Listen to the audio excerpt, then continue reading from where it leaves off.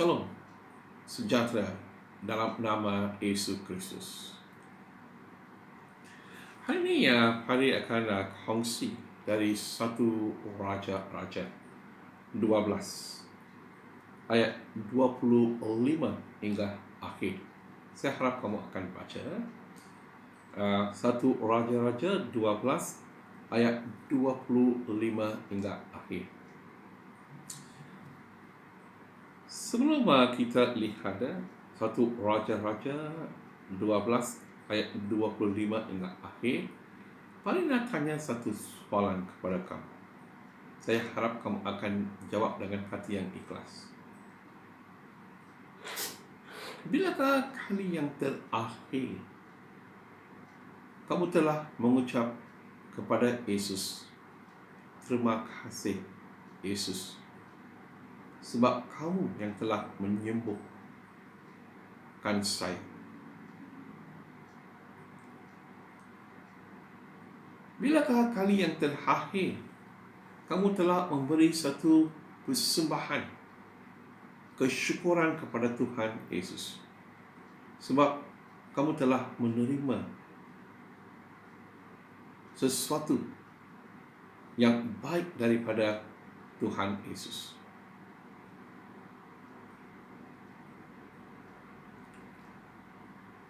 Kita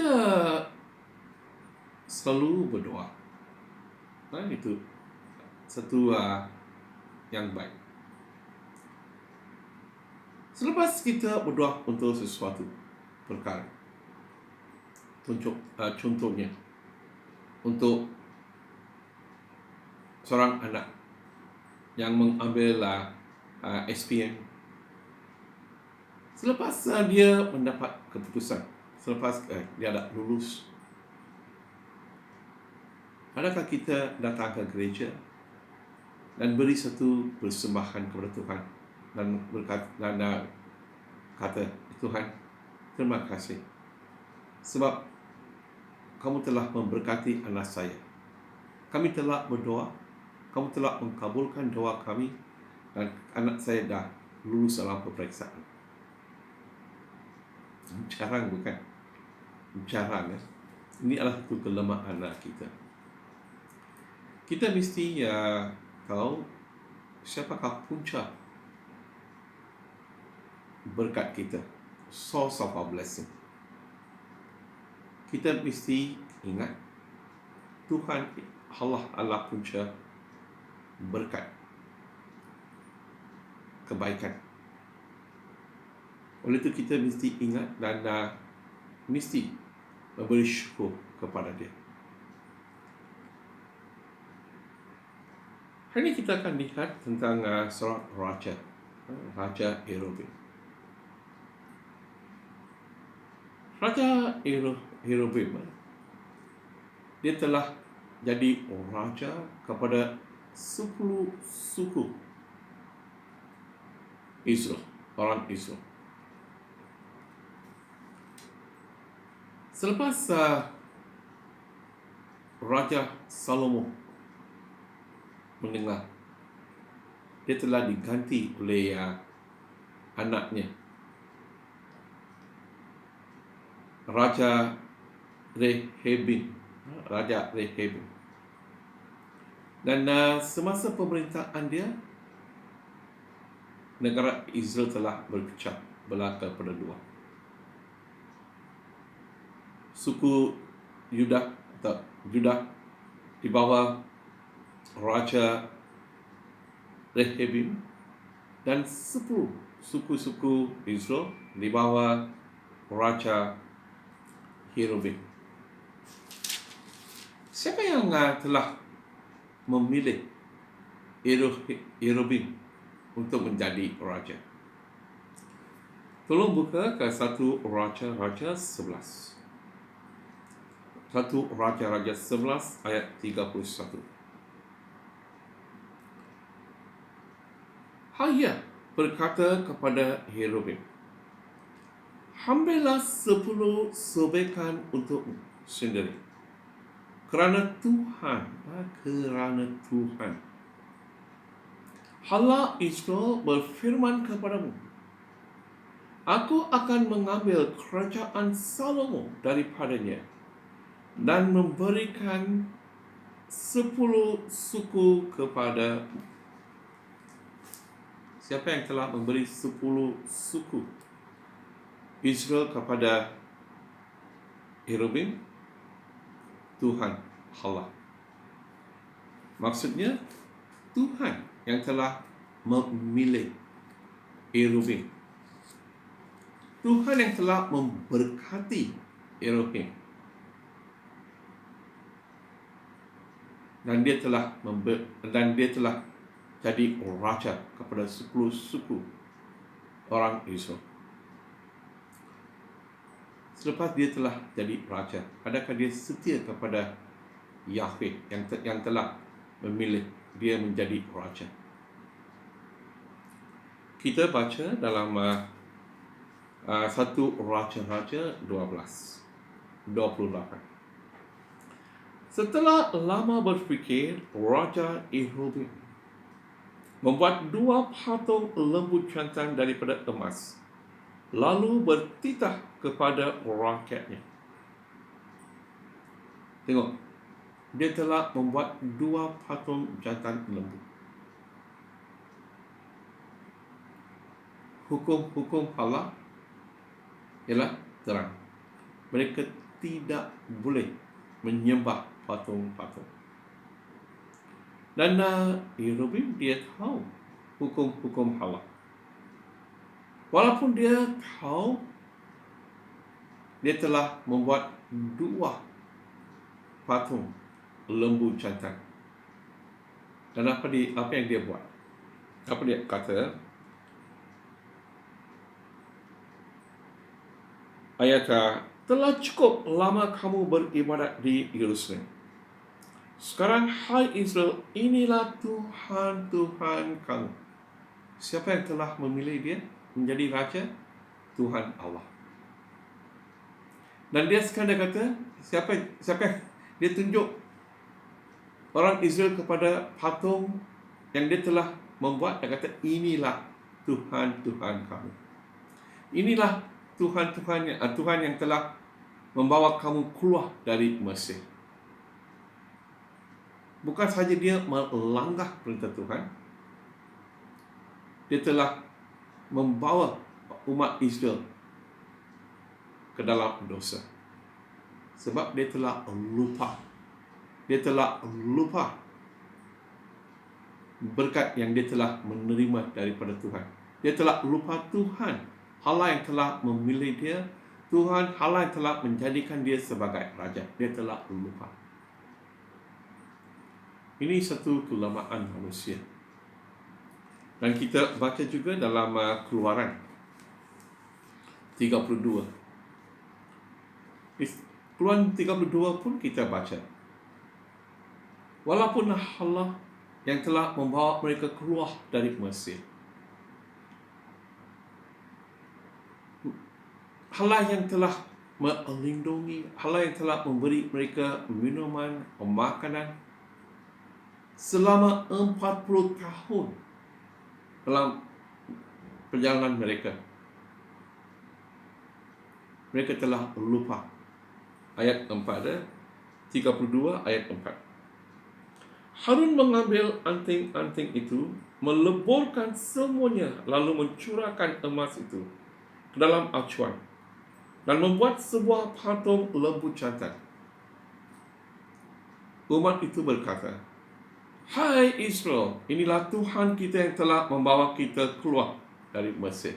Di sini Harun telah membuat 1, Yerobim telah membuat 2. Dan apa yang mereka kata? Hai Israel, inilah Tuhan kita yang telah membawa kita. Lembu jantan yang telah membawa mereka keluar dari Mesir. Lembu jantan jadi Tuhan mereka. Sebab mereka telah lupa. Ini satu kelemahan kita. Kita mesti menjaga. Sebab kita tidak lupa siapakah punca berkat yang kita ada dalam kehidupan kita. Siapakah punca kebaikan? Kita kata Tuhan itu baik, betul. Dan kita mesti ingat, setiap hari Tuhan itu memang baik. Dan kita mesti mengucap terima kasih kepada Dia. Dan kita juga mesti belajar untuk memberi persembahan kesyukuran kepada Dia. Ini bukan saja orang Israel. Ini bukan saja dalam perjanjian lama. Dalam perjanjian baru pun kita nampak juga. Ini mungkin adalah satu kelemahan manusia. Dan kita senang lupa baik yang orang buat kepada kita, untuk kita. Kebaikan yang kita terima daripada Tuhan. Berkat yang kita terima daripada Tuhan. Kadang senang untuk lupa. Ini Yesus menyembuhkan 10 orang penyakit kulit yang mengirikan. Ayat Lukas 17 ayat 13. Dan berseru, Yesus Tuhan, kasihanilah kami. Mereka minta tolonglah kepada Yesus. Yesus melihat mereka lalu berkata, pergilah dan mintalah imam mengisahkan kesembuhan kamu. Dalam perjalanan ke sana mereka sembuh. Dalam perjalanan mereka sudah sembuh. Ketika seorang daripada mereka sedar bahawa dia sudah sembuh, dia berpatah balik sambil memuji Allah dengan suara yang kuat. Tengok, 10 orang, hanya seorang saja yang berpatah balik dan memuji Tuhan dengan suara yang kuat. 9 orang yang lain, dia sujud di hadapan Yesus dan mengucap terima kasih kepadanya. Dia bersujud di hadapan Yesus, kata, terima kasih Tuhan, terima kasih sebab saya dah sembuh. Mana 9 orang yang lain? Yesus berkata, bukankah 10 orang yang disembuhkan? Di manakah yang 9 orang yang orang lain? Yesus kata, lain mana lagi 9 orang? 10 orang. Ini ayat 19. Lalu Yesus berkata kepada orang itu, bangunlah dan pergilah. Kamu sembuh kerana kamu percaya kepada Tuhan. Sekarang seorang bukan saja disembuh, dia telah sembuh dari penyakit kulit dia, tapi dia juga telah menerima kesembuhan lebih dalam, kesembuhan rohani jiwa dia. Ini yang penting seperti yang Pari kata, kita mesti belajar untuk memberi syukur kepada Tuhan. Itulah sebab kita datang berkumpul di gereja. Setiap minggu kita datang ke gereja untuk memuji dan untuk memberi syukur kepada Tuhan. Ini ada yang ramai mereka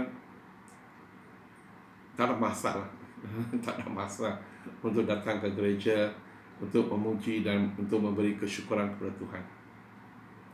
Hanya bila mereka ada keperluan, baru mereka akan tanya, berdoa. Itu bukan baik. Jangan jadi seperti Raja Rehoboam. Tuhan yang telah memilih dia menjadi raja, tapi dia telah lupa. Bukan saja dia lupa Allah Bapa, dia telah buat patung dan bawa orang-orang Israel ke dalam dosa. Kadang-kadang ada jemaah yang buat macam itu. Ada yang akan bawa jemaah yang lain untuk pergi jumpa bomo bila mereka menghadapi masalah. Siapa yang bawa mereka? Bawa jemaah yang lain pergi jumpa bomo. Itu adalah satu dosa. Bila kita buat macam itu, kita melanggar perintah Tuhan. Hukum Tuhan mesti akan datang ke atas kehidupan kita. Kalau kita bawa orang lain untuk menyembah dewa-dewa yang lain, atau membawa kawan-kawan kita untuk pergi jumpa bomoh. Tuhan Allah mesti akan menghukum kita. Jangan lupa kebaikan yang kamu telah terima daripada Tuhan, berkat yang kamu terima daripada Tuhan. Setiap hari ingat, jangan lupa untuk ingat berkat-berkat yang kamu telah terima daripada Tuhan. Jangan lupa untuk memberi syukur kepada Allah Bapa kita. Dan Tuhan Allah Bapa kita akan terus memberkati kita. Dan Dia tahu apa yang kita perlu dalam kehidupan. Dan Dia akan memberi kita kehidupan yang sempurna. Tuhan memberkati kamu. Dalam nama Bapa, Anak dan Roh Kudus. Amin.